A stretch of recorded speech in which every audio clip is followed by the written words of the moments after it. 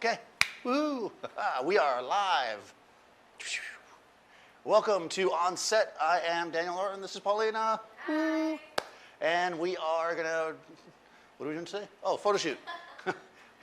We're gonna do single light. It's always fun to do single light. I usually do it around Valentine's Day, but you know, you gotta mix it up a little bit. It's the spring, love is in the air.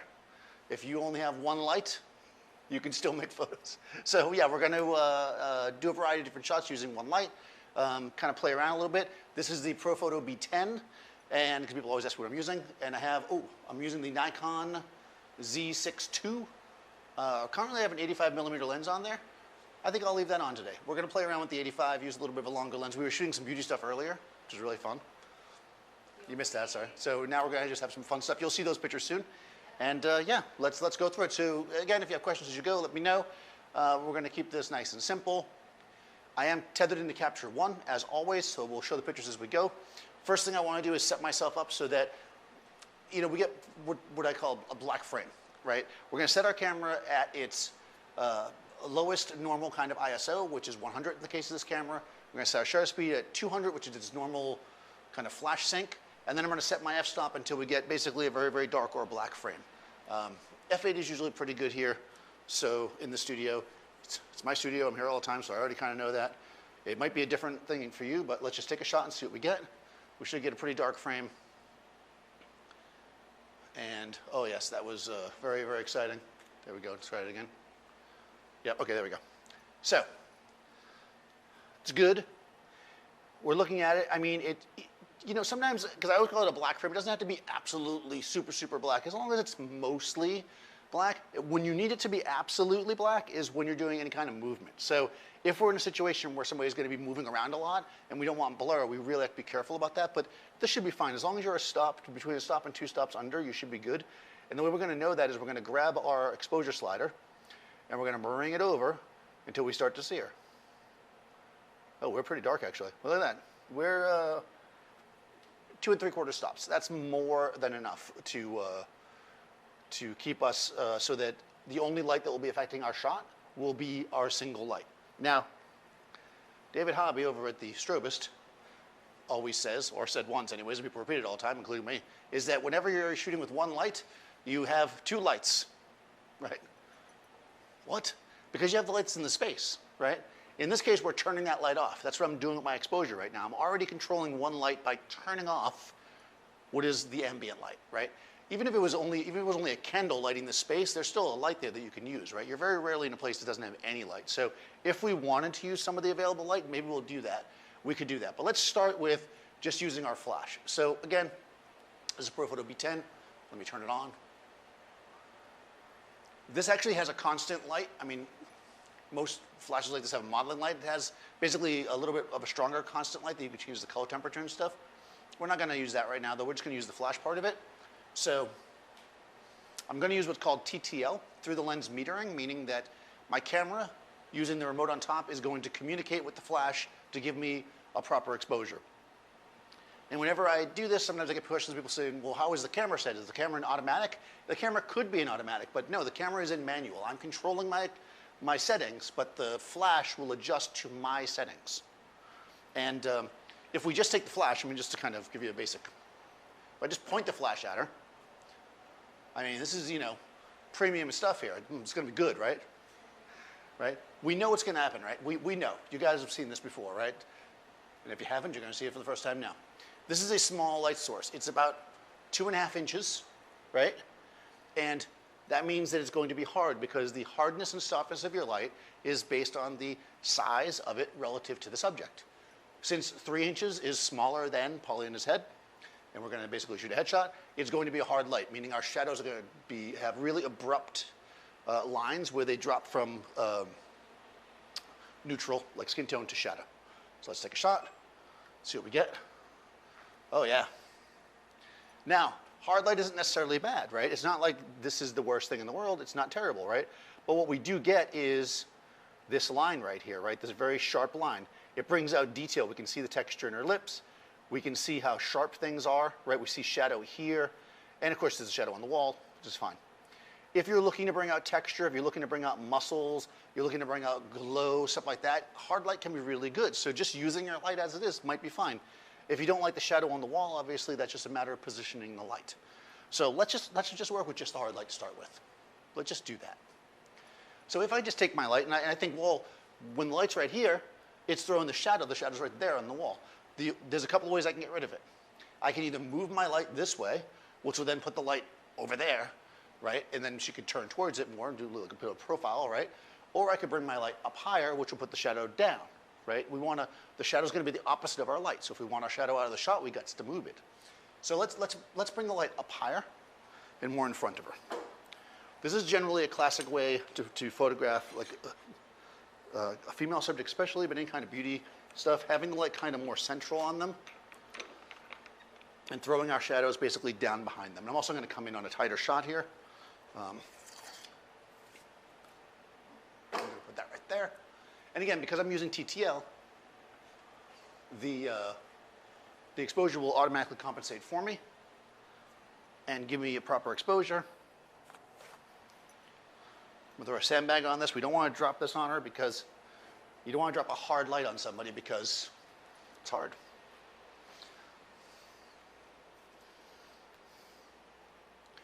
Cool.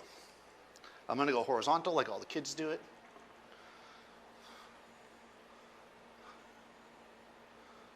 Okay.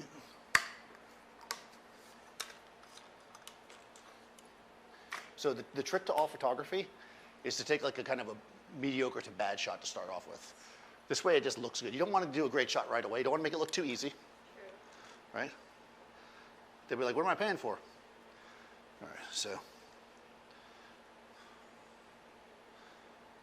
There is a rumor that Paulina does not have a top to her head, and we'll keep that rumor going by chopping the top off. Right. All right, so we're there, right? We've got a sharper light.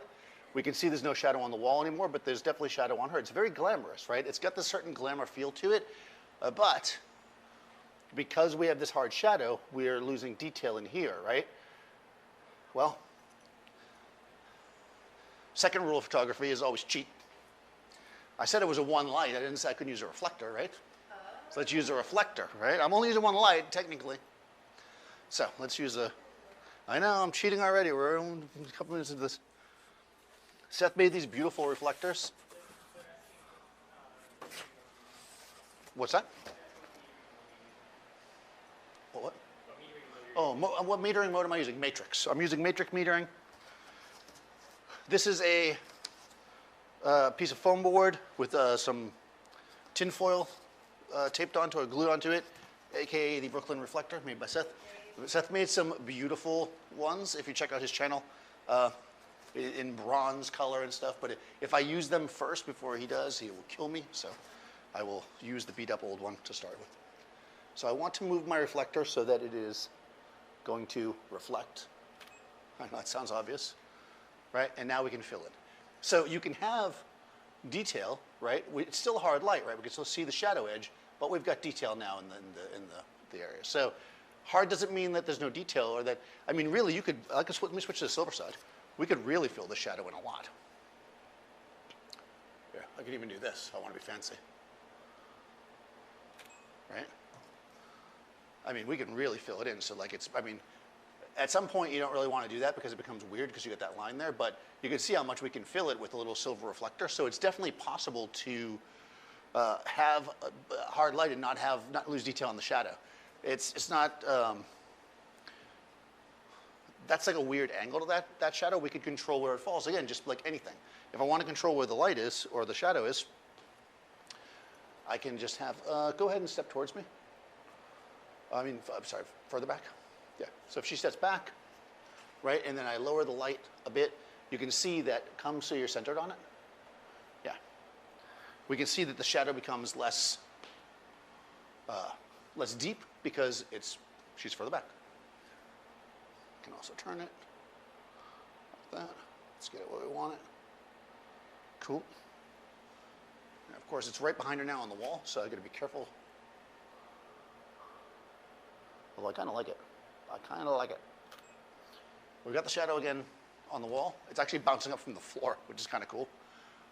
But forgetting about that for a second, that's some pretty glamorous kind of simple light there, right? So positioning is super important, and we're going to see that now once we get into the nice light. You don't want to assume that just because you're using a big softbox and things will just by its nature look a little bit better. You'd still want to think about all these things we're doing now, all the positioning and stuff. So let's go back to an idea of using a larger light source, a softer light that's going to wrap around. It's going to be a little more gentle, right? In order to do that, we want to make our light source large relative to our subject.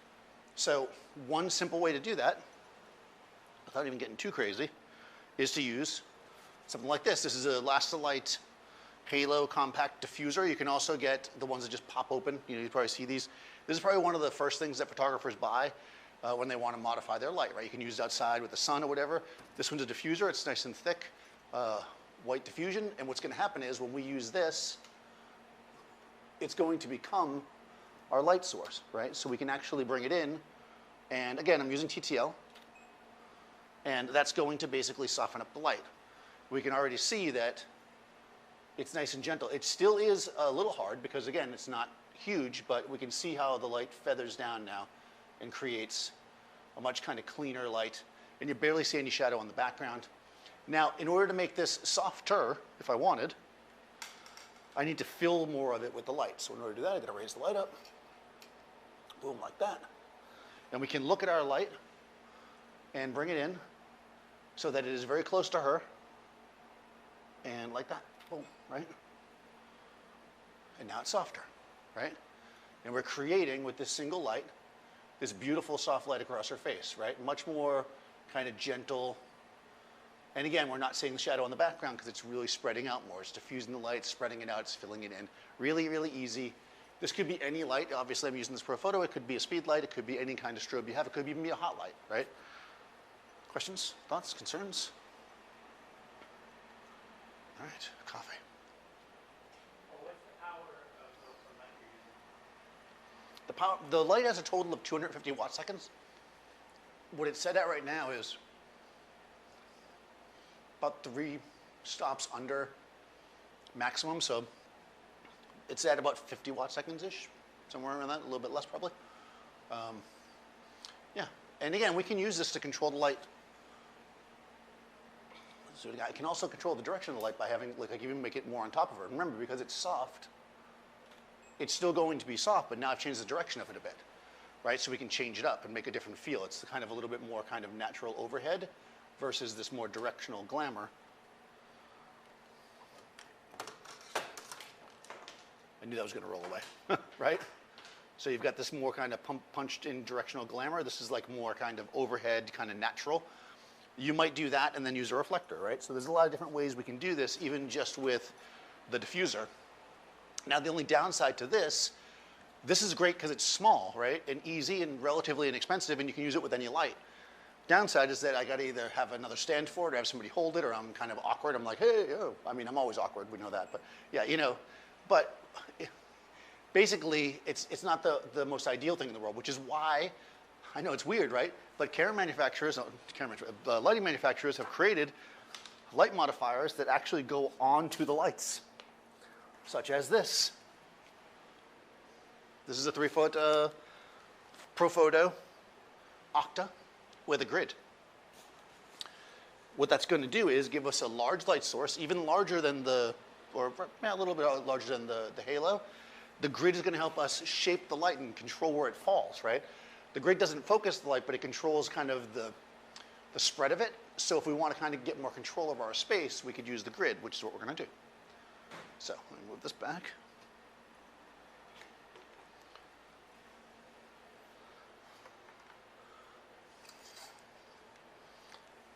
It slices, it dices. All right, so I'm going to slide that on, lock it down. Again, this is a 3-foot Octa. Of course, I always do this. I always choose the knuckle that doesn't hold very well when I do this. Lock this down. Good. See how she moved away because she knew I was using the wrong arm. But because I am stubborn, I will not switch arms. I'm just going to crank it down as far as I can. Okay. There we go. All right. I mean, if you are going to drop a light on somebody, you know, soft light's the way to go, but we're going to try to avoid that. All right, there we go. Nice. All right, now we've got 3-foot octa, big light source with the grid. Come a little closer. Come a little closer, it's safe. There you go. Now back a little bit. There you go. It's always good to bounce around. And now we're going to get a bit more kind of contrasty. And again, I'm using TTL. So TTL is going to give me an exposure, a correct exposure, every single time. We can see now how different the light is, right? Instead of being so kind of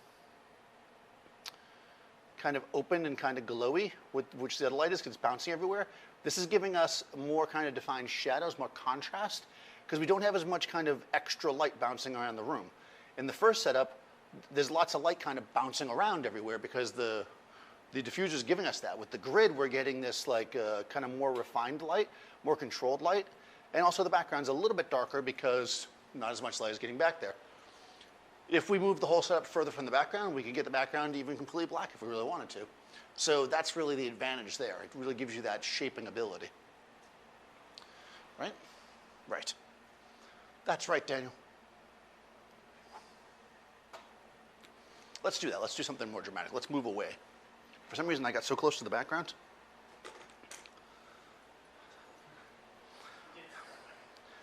I started right up on it, yeah. Okay. I'm going to go like this.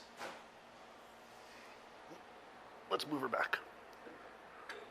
Now we're just going to use basically angles as well as the inverse square law, as it would be, to get the background darker, right? We're going to move Paulina up so that she's the same distance from the light as she was before, right? But now the background's much further away proportionately. And that will make the background darker, just by its nature.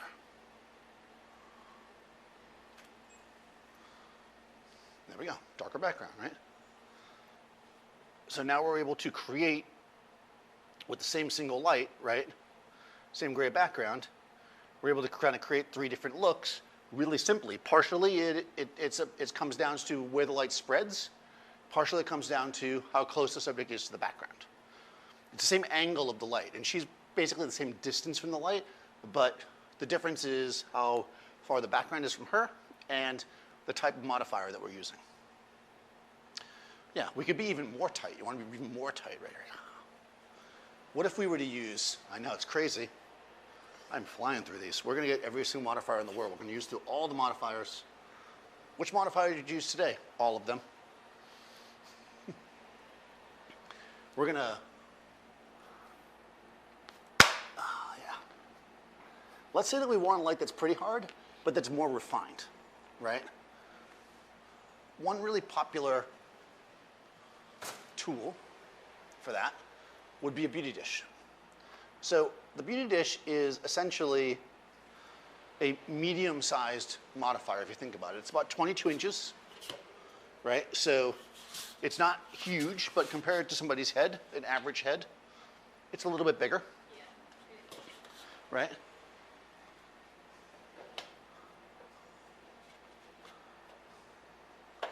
That's basically how you decide on any modifier. If it's hard or soft, you compare it to the size of your head. All right. With the beauty dish, again, the same position, this also has a grid on it. This is going to allow us to really tighten the light up, make it a little bit punchier, but with some finesse. Let's see. Let's see what we get there. That's pretty good. Here we go. So we've got a little bit off to the side. It's going to throw a little bit. And now we can see the background's really dark, right? This might be a little bit too muddy. Let's get you right centered on it. Come right into the dish like this. So you're centered on the light. Good, good, good. Let's start there. Usually it's best to center a beauty dish on somebody because you can see how that really shapes the face. And really gives us those cheekbones and the shape, but yet it still kind of flows a bit. Now, I think we're going to want to just do this. With the grid on it, it's hard to get much reflection, but let me just see if I can make it a little bit with the silver. Yeah, it's tough. Yeah, with the grid, you're basically looking at almost no way to get a reflector in there, which is kind of the downside. A lot of times you see people using beauty dishes with grids. What they end up doing is using multiple lights. But this is not multiple lights. This is single light. So if we want her to just not be in this dark spot, we're going to use no grid. This is the silver beauty dish, by the way. Okay, so she's coming in. This should now give us a nice spread of light. Right, background's still dark, but now we're going to be able to come in. We can see that it's kind of falling off here, and we can actually use a reflector. I'm probably going to use 2 of them, but let's start with 1. Yeah, oh, actually 1's good. That is not terrible. That is not terrible to have it on one side, but we could do it on both sides. Let's see if I have another silver reflector. I do. This is a time-tested technique. Should I hold them? Do you want to hold them? I was going to use the, you know, I can pull this off. I bet you I can. I'm going to use the self-timer. All right, hold on. We got this. We got 10 seconds, right? You can see it flashing.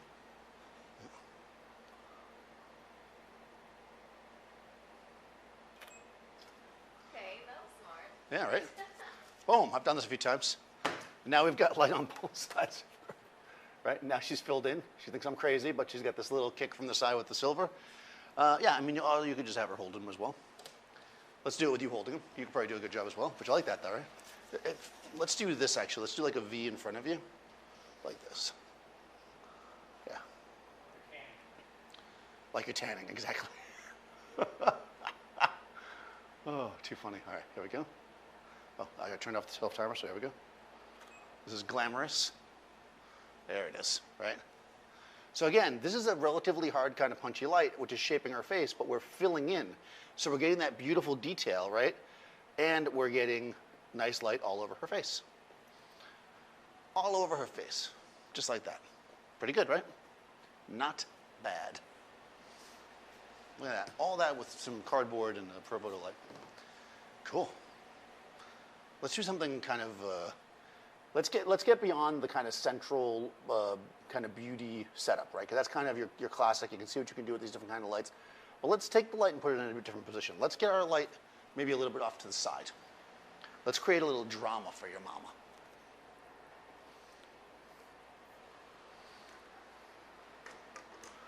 All right. I'm going to bring this back up so that I can use it. I'm actually going to get rid of the arm. Just put it on the stand.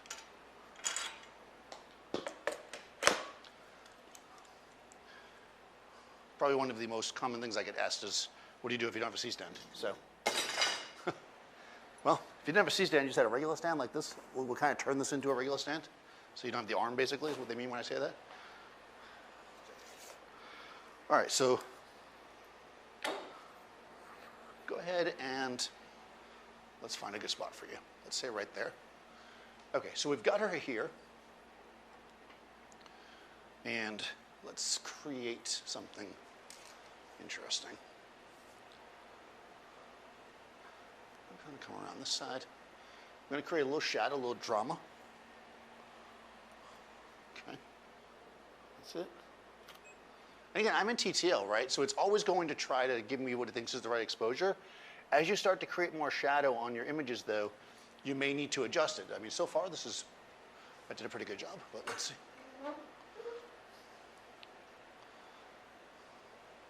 TTL will always do a good job until you say it's not going to, and then it'll do an even better job.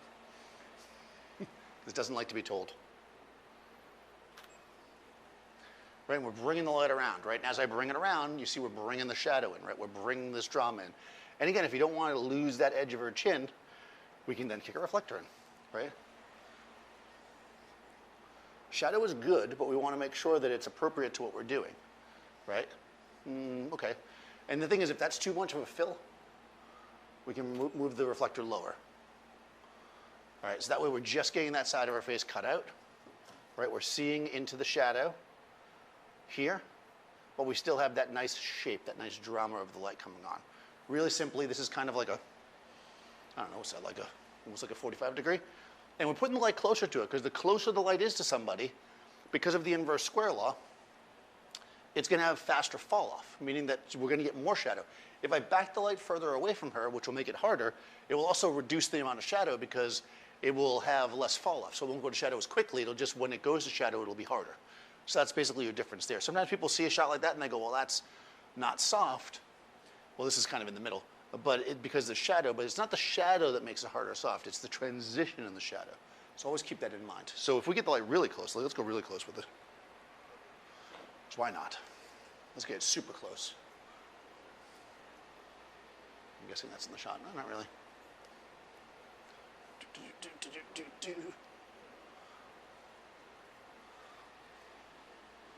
Yeah, that's pretty good.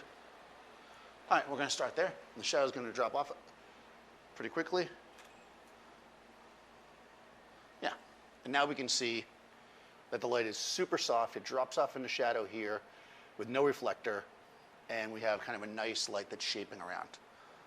Yeah, right? Because we're real close, right? Real close, soft. Real close, fast fall off, which means shadow, but shadow that's beautiful and elegant and soft. And again, you can fill in with the reflector if that's what you want to do. We could even just try something. This is not going to work that well, but we'll see how well it works. Yeah, is it okay? I was just trying to get a little bit of highlight in her hair, right there, which I did. I also got the reflector on the shot, but that's besides the point. Trying to get the light to kick back in. I like it. Dramatic, simple and dramatic. One light. Now let's take our light and move it around a little bit more. Well, I'm feeling the beauty dish. No, I'm just gonna move around you. You can stay where you are. Yeah, we'll start here, right? This is like almost sideways. We're gonna move it around, okay? Because the more we move the light around her, right, her head then becomes an object that's blocking the light, right? So this side of her head is blocking the light from the other side. So we're gonna do what's kind of usually called split lighting, but I'm gonna cheat it a little bit. We'll call this cheated split. So it's usually split lighting, you get like a straight line down the center, but I'm going to try to get some of it to kick around because she's going to turn her face slightly this way. There we go. Because remember, when you're talking about lighting, it's all kind of dependent on where the person is, right? If she turns slightly towards the light, it's no longer the side of her, right? You have to think of it from her nose position. So now so do that, but then look back towards the camera. Yeah. There we go. Maybe just look here, actually. Good. All right. There we get kind of a nicer eye position, right? And this is now creating that beautiful kind of like dramatic light, right? So if you want some drama, you're like, I need drama. Could I have some drama? Yeah, here's some drama. Again, if the shadow's eating up too much side of her face, we can bring a reflector in. I'm going to use silver here, but I'm going to back it up far so I just get a little bit of it. It's even too much. Okay, one more.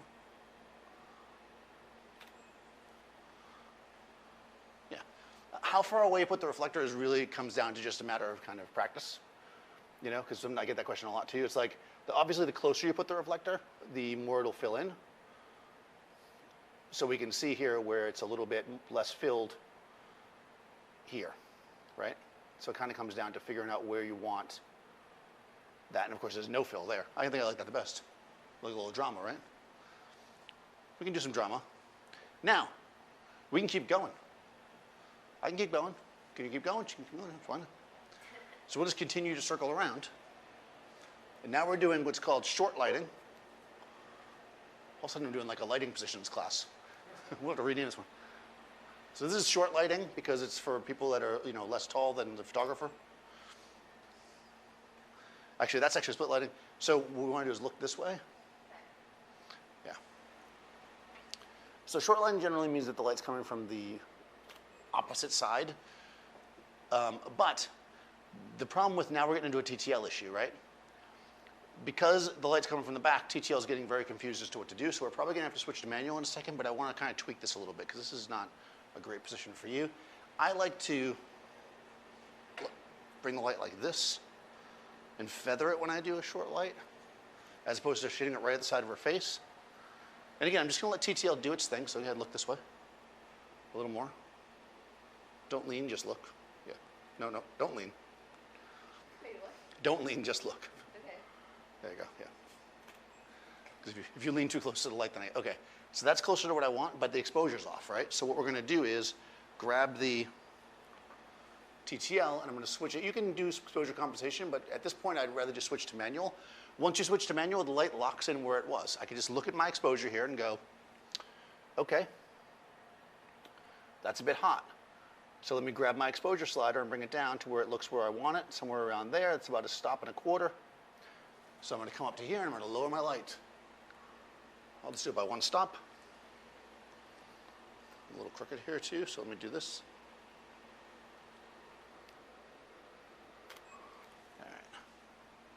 All right, good. That's starting to give me that drama I want. Now, here is where we definitely want to use a reflector, right? Because we want to get that.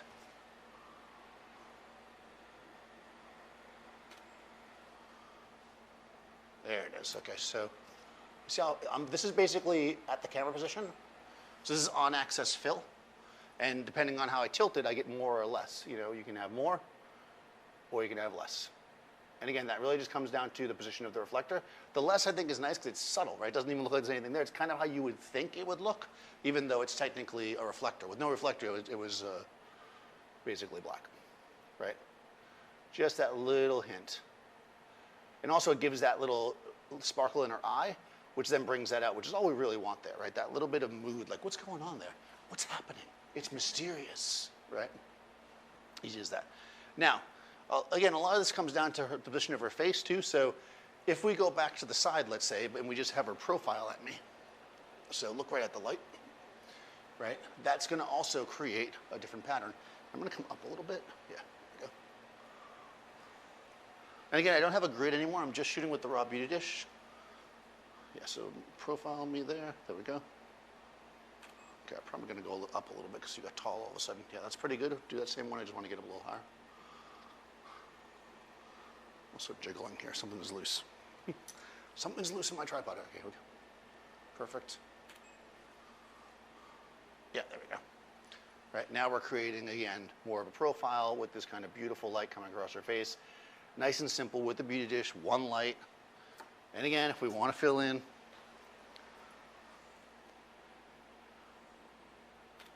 we can always do that with the reflector. Reflectors are definitely your friend, right? They're going to allow you to really change the shot to suit whatever you want it to be. You don't necessarily need to have a lot of lights. Now, what is the advantage, you might say? Because whenever I do this, people are like, well, then I just need one light.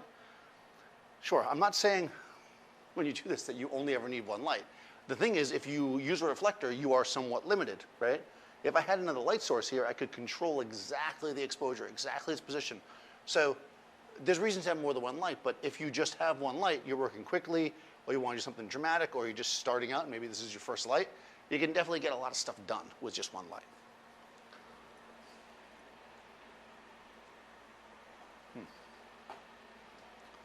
All right, that's pretty good, right?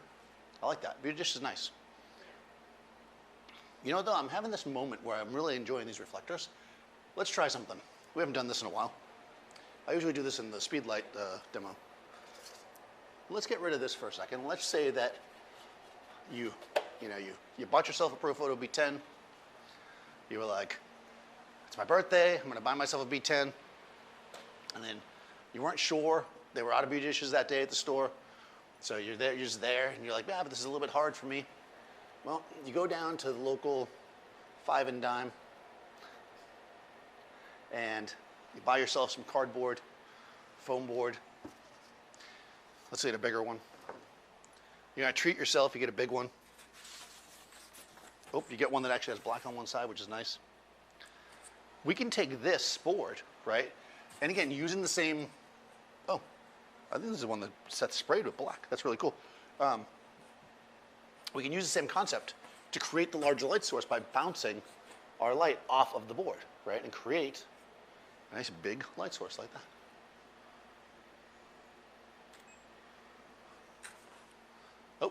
Oh boy, okay. TTL was like, what are you doing? All right, we'll do it again. Whenever TTL gets a weird exposure, it's always a good idea just to do it again. And if, what? Oh, I am in manual.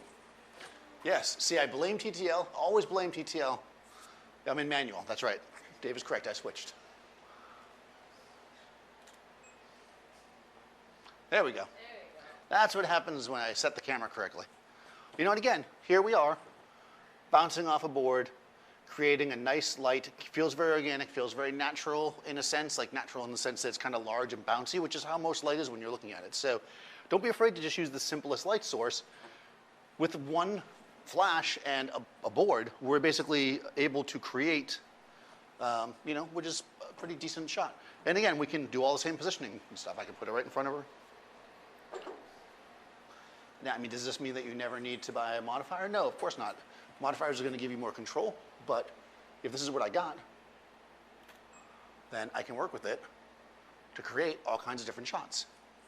Right, there we go. In fact, we could do that, and then we can bust out a second one if you want to hold that under your chin. Do a little clamshell action. Probably a little, oh, you use the silver, okay. Here we go. She likes the silver. She's like, I'm glamorous. No, it's fine. Silver's good. Maybe raise it up a little bit. There we go. Yeah, nice. Nice and simple, glamorous, little silver, and we got it, right? Easy peasy. Cool, I am on fire. I had too much coffee, so I'm moving fast. I'm going too fast, guys, let me know. All right, so let's create a couple of different kind of shots. And now, so we did that with the Diffuser, so let's go ahead and switch back to the Octa. I'm gonna take the grid off of it. And let's make a couple of different variations on shots using this Octa. Because this is probably one of my favorite, I'm sure everybody's loving that sound. We'll do this. It's one of my favorite modifiers. It's nice and simple. If you're only gonna have one modifier, like if you're doing a single light, I tend to like the octagon boxes because they're easier to kind of feather the light around somebody to get a variety of different looks. So we're gonna take this, and we're going to spin it around, and we're gonna do a similar thing. So we can kind of play around with now a larger light source than we had to see kind of what the difference would be. Generally speaking, you're gonna want your light to be slightly above the person and tilted down. It feels more natural, but you can, for effect, keep it flat, right? This is not, you know, there's no wrong or right. It really comes down to what you're trying to do, with the look you want. So let's do this flat just to show what this might look like. And then I'll show you the difference. So this is basically just flat across her, feathered off. You can see it, the light kind of comes in here, wraps around, right? Not bad, right? Looks pretty good. If we want to control the shadow angle under her chin, this is when we want to bring the light up and down, right? So we can raise this, and what's going to happen is the light's coming from above, right? And again, I'm in TTL, so it'll adjust automatically. So it's going to start to shape the light. You see how the shadow drops? Like if we look under her nose, see the difference there, right? No shadow, shadow shaping the face, right? Don't be afraid of shadows. Shadows are nice, right? There is shadow here, actually. It's right here on the side of her nose. The shadow is now not here so much anymore, but over here. So it helps to shape the face. And we can keep doing that, right? We can come up even higher. And then eventually we're going to want to tilt the light, right? That's really going to give us that direction that we want. So now I'm tilting the light. So I'm up higher, I'm tilting. Good. Right, and now we can see where that shadow is coming around even more, right? Even more. Looking at that shadow on her nose mostly, right? Kind of to the side. It's dropping down a bit more. You can see it under her nose. And now we're getting even more and off to the cheek more. So we can see there that we're picking up that shadow, and that's what's giving us that three-dimensional shape. You know, Paulina is three-dimensional, believe it or not. I know, she might look two-dimensional, you know, on TV, but in fact, she is a three-dimensional person. And that's what light will do for you, right? The transition from highlight to mid-tone to shadow is what helps create a three-dimensional, you know, feel to the image. So that's really ultimately what we want to do. So since we've got that, and I'm blown up, let's roll through some of those other things we're doing. I'm actually going to do the opposite. So normally I talk about feathering the light in front of somebody so we can kick back and use a reflector. But let's do something a little different. Let's take the light, and instead of having it go in front of her, let's basically just use the edge of the light so it's real tight. What this is going to do is throw a lot of light past her, and we're just going to get this front feather to light the front of her face. Yep, that's perfect. Good. You got tall all of a sudden again. Yeah, all right, that's good. Let me go a little taller. Okay, she's a little taller. Good like that. Turn. Good. A little bit more with your face, like this way. There we go. Working that light to kind of show you guys, as she turns her face, we can see how this shadow is kind of coming across. And I'm just using that front edge, right? And all that other light is going behind her, right? This is a way that we can keep it kind of moody. Why is it so? Come down a little bit, there we go. Let's do that. And kind of drop your shoulder like this. There we go. There it is, yeah. Right, so using that front edge of the box. So even though we have a very large box that typically might light up our whole face, we're able to get this nice shadow in here because I'm basically throwing most of the light over here. And the thing is, we could just have her, like you're just as you are, and I'm not, and like just like that, but go ahead and take one step back, right? And then I will just take another shot without changing anything, and we can see how much more light's on her face, right? So you kind of have, depending on where she is in the box, right? The same box is creating both of these looks. It just comes down to where she is in it and how much of the box is covering her. So you want to really think about the light source that you have and how you can get the most out of it, right? To use it as much as possible when you only have one light. One light to live. No, that one life to live, right? That was a soap opera. All right. All right, let's go sideways with it again. We're going back, we're circling back around, going sideways. Yep. This is a classic, right? Sweeping, beautiful light across the face. I mean, you can't really go wrong with this. And again, if you want, for no extra charge, you can bring in this and boom. Oop. You can even take 2 shots if you really want to. Now, here I use the white side. And the reason why I did that is because people ask us a lot, so I will answer it, is because I'm using a large, soft, diffuse white source as my key. So having my fill also be white and diffuse is good for me. When we were using the silver beauty dish before, I was using the silver side mostly because it matches. You don't have to match, but it's sometimes a good idea. Right? It doesn't. If you don't know which one, it's generally a good idea to go with the similar. So if you're using a silver or a specular key light, your reflector should probably be silver. I like that one. That's nice and soft. Let's do that again. Do that one more time. And of course, because I'm using a white reflector, I have to put it closer to her. And because it's closer to her, it's also softer because it's bigger. So we're getting this like really beautiful kind of sweeping light that takes, and again, we're still against a dark background, but if you remember some of the shots earlier where we had the really kind of harsh light against the dark background, it really looks different. I'm trying to find a similar shot with a harder light. You know, the difference between kind of a hard, more of a directional, right, hard light with the drop off to the black, and then this, right, it kind of has this like softer kind of transition, and that's because of the nature of where our light is. It's bigger, the position is there. We've got the reflector coming in, everything's kind of working together to create a much softer, creamier light, so it just looks softer, even though they both really dramatically drop off to black. Both are pretty contrasty, right? We like our contrasty light. Go ahead and do a total profile. Yeah. So this light, because it's so large, is going to wrap around enough that if she completely profiles, we still have, you know, the light. If I do that and then bring your chin up so it's like a level with the light. There we go. And we can actually adjust our subject, right, to create this kind of even light across the face, make the skin really smooth, make the eyes really big. And again, every single time, you got to always reflector fills in that shadow, and we've got that really clean light. Again, just with one light source. Easy as that, right? Cool. The only downside is you can't use a blue gel in the background.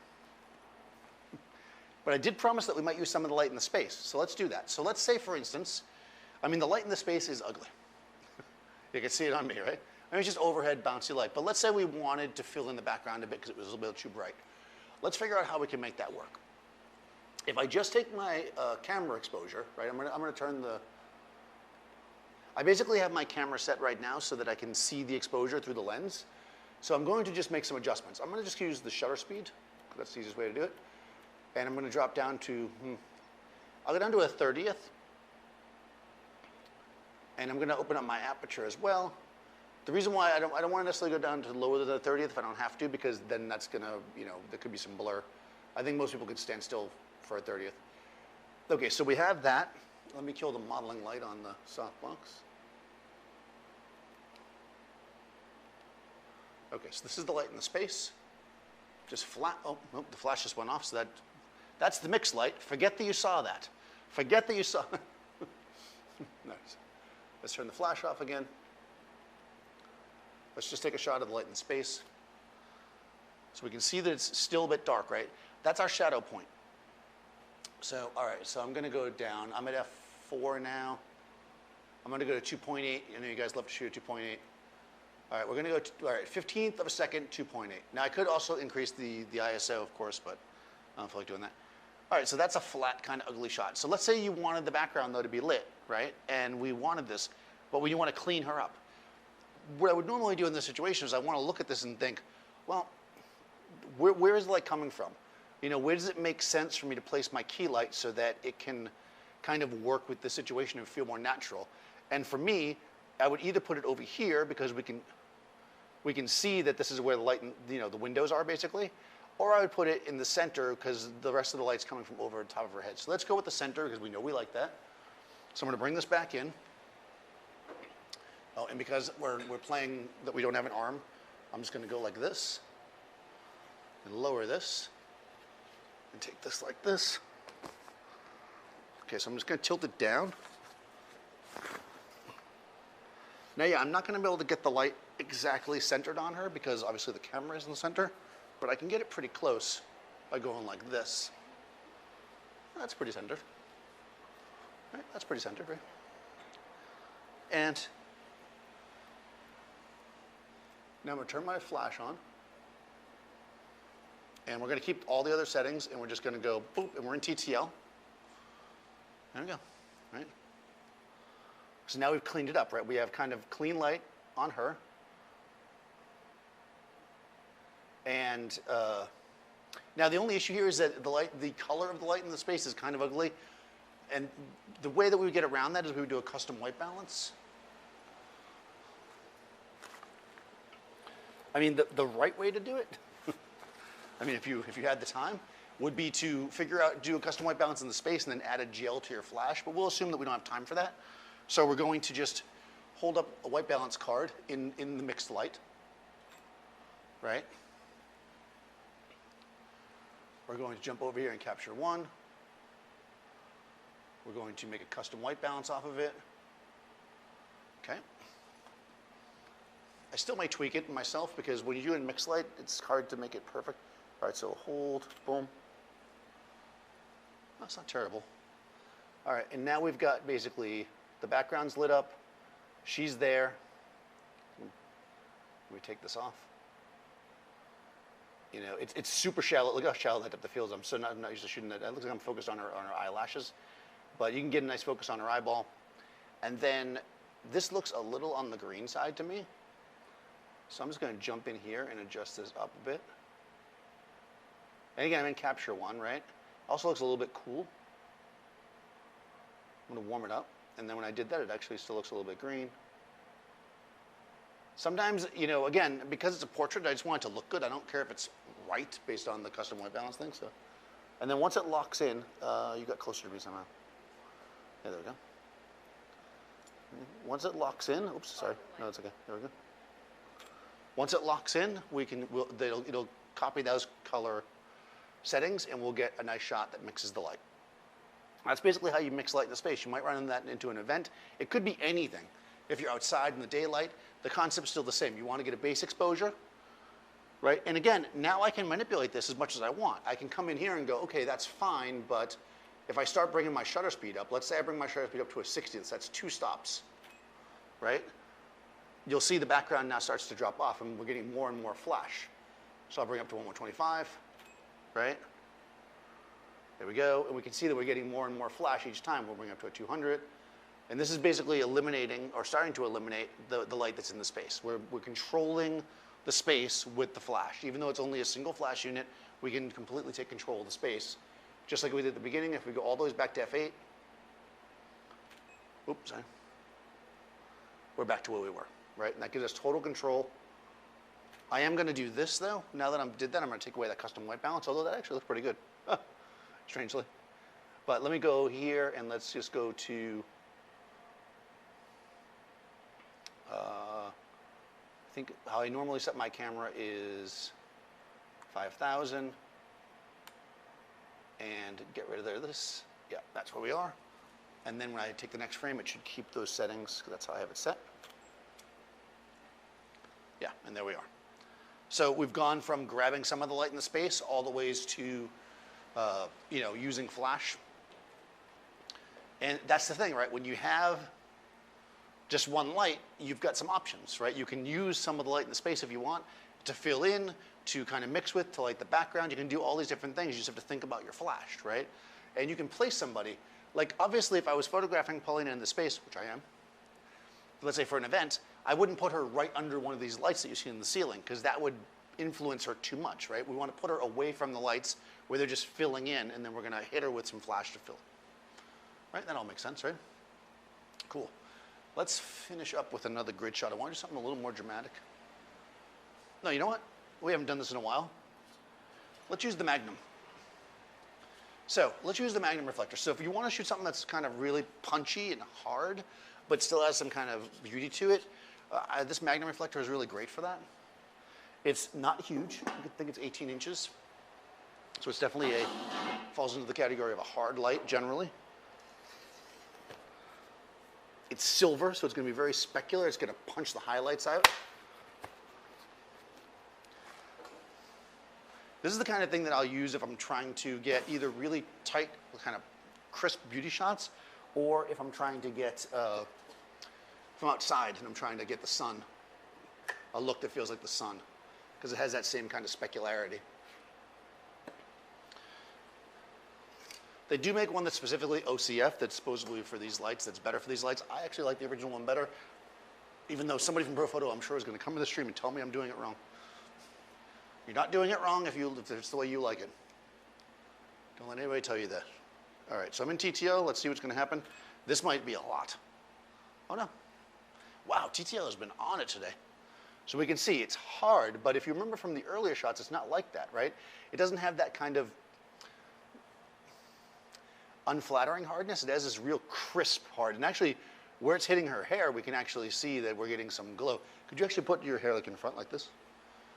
Because remember, hair has oils in it, right? So a hard specular light hitting the hair is going to give us some glow back, right? We're going to get some reflection back. And we can still see the edges of her hair. And I think, pretty sure that this spreads out far enough that we could, remember this? It all comes back full circle every time. I think we can get away with, yeah, let's just see what that does. Oh yeah, definitely.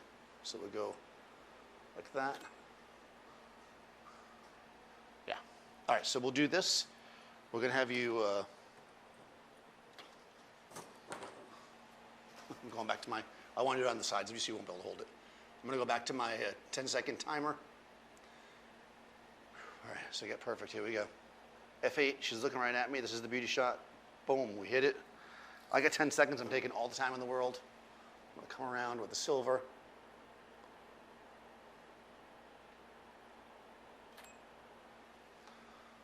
Boom. No need for the applause. Please, please sit down. And there you go, right? Her hair is shiny.com. She's looking crisp and beautiful. Let me do one more. I want to get a better focus right on top of your eyeball. I'm going to switch to the, I've had it on grabbing the eyeball, but I'm going to do a single point. Sometimes when you want to get it, the really like quick grab your eyeball focus is great for general portraiture, but when you're trying to really lock in, I tend to like the, people ask me this all the time, I tend to like the pick your own spot. Okay, ready? Okay, lock it in, don't move. Okay. I'll give it 10 seconds. Boom, boom, boom, boom. Oh, there we go. There it is. Beautiful. There we go. Nice and crisp. There it is. Yeah, there it is, right? We got crisp, clean, beauty light, single light, hard, but with some fill from the reflectors. And you know, you can do all kinds of stuff with this. All kinds of stuff. But we only have one light, so that's all we can do. Any questions? Is there a magnum that's outside of profile? I mean, other manufacturers make reflectors that are similar. I don't think they're exactly the same personally, but usually they're called like sports reflector or something like that. The whole point of the Magnum is really to amplify and throw the light far. So this is why I say I'm not using it, right? Because it's really not made to put right close to somebody like this. It's designed to really throw the light for sports and stuff like that. That's how they pitch it anyways. I love it for beauty because it's so punchy. So anything that's like a sports reflector, you basically want something that's not too big, that's got really good silver lining, so it just kicks the light in forward and really amplifies it, and that would be your Magnum. I know Elechrome has one that's similar, but it's not exactly the same, but yes. Look for sports type reflector. Other questions? Thoughts, concerns?